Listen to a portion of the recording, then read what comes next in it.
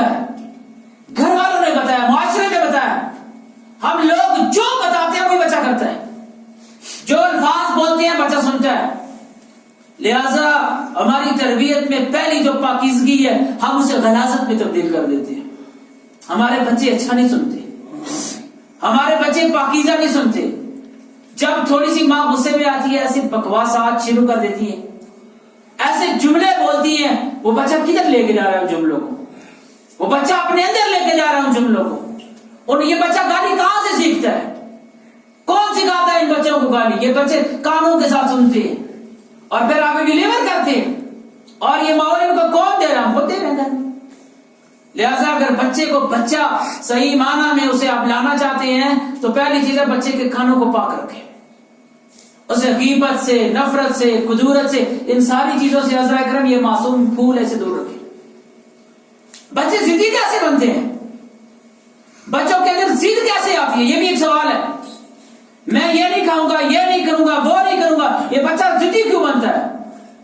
بچہ گھر کو دیکھتا ہے کہ میرے والد ایسے کرتے ہیں ان کو یہ چیز مل جاتی ہے، میری والدہ ایسے کرتی ہے، ضد کرتی ہے تو بابا اس کا خیال رکھتا ہے. یہ ہوتا ہے تو یہ ہوتا ہے، یہ کروں گا تو یہ ملے گا. جو ماحول ہم بچے کو دیتے ہیں بچہ اس ماحول کو پک کرتا ہے اور پھر بچہ ہمارا ضدی بن جاتا ہے، بات نہیں سنتا. اور ہم کہتے ہیں بچے کو نظر ہوگی دم دے دو. یہ حقیقت میں نظر نہیں ہوتی. وہ بچے کے اندر جو چڑچڑاپن اور ضد آتی ہے نا وہ ہمارے گھر کا ماحول ہوتا ہے جو ہم بچے کو دے دیتے ہیں. اس کے کان ہر چیز کو سنتے ہیں جو ہم کر رہے ہیں، ہر چیز کو دیکھ رہے ہیں. اور دوسری چیز بچے کی آنکھیں ہیں. بچے کی آنکھوں کو پاکیزہ بنائیے. آپ بچے کو جس طرح کا ماحول گھر میں دیں اور یہ بچہ ہر چیز اپنے والد کے اٹھنے کو، بیٹھنے کو، کھانے کو، پینے کو، ہر چیز کو دیکھتا ہے. اور جو عادات والد کے گھر کی اپنائی جاتی ہیں جو وہ کرتے ہیں بچہ وہی کرتا ہے. جس طرح کا ماحول آپ بچے کو دے دیں بچہ اسی طرح کا ڈیلیور کرے گا. اور پھر جب بڑا ہوتا ہے ہم کہتے ہیں جی آپ اسے اسکول والے سنبھالیں گے، آپ اسے مسجد والے سنبھالیں گے، وہ اسے کیا خاک سنبھالیں گے؟ ہم نے جو بنیاد دینی تھی وہ بنیاد ہی نہیں تھی اس کو. اس لیے بچے کی آنکھوں کو پاکیزہ بنانا چاہتے ہیں گھر کا ماحول پاکیزہ رکھیں، گھر کے ماحول کو اچھا بنائیں. جس گھر میں 2 گھنٹے والد بچے کے سامنے واٹس ایپ، فیس بک، دیگر چیزیں یوز کرتا ہے، کیا وہ بچہ رات کو سورہ ملک اور سورہ سجدہ پڑھ کے سوئے گا؟ جو بچہ بابا بابا کر رہا ہے اور بابا کے پاس ٹائم ہی نہیں ہے، موبائل سے وہ نظر ہی نہیں اٹھا رہا، آپ کیا ایکسپیکٹ کرتے ہیں اس بچے سے؟ کیا توقع رکھتے ہیں وہ بڑا ہو کر آپ سے محبت کرے گا، آپ کو جواب دے گا؟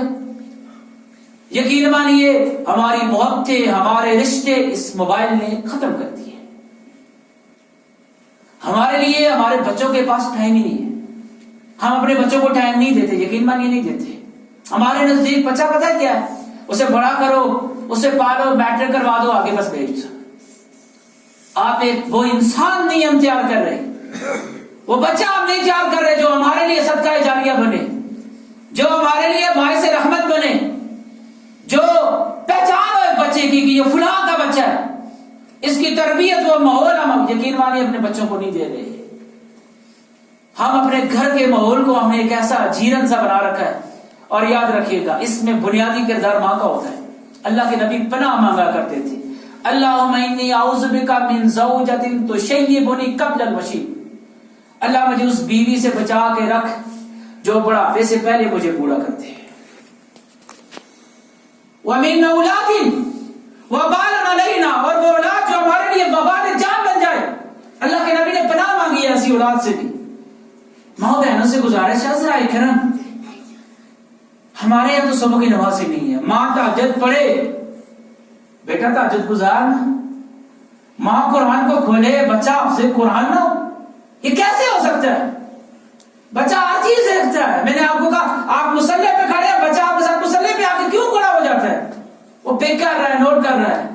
ہماری ماں بھی بے نمازی، ہم بھی بے نمازی، اور آگے ہم توقع کر رہے ہیں کہ پیدا ہونے والا امام بخاری ہوگا اور امام مسلم ہوگا. تربیت دیجیے ان بچوں کو.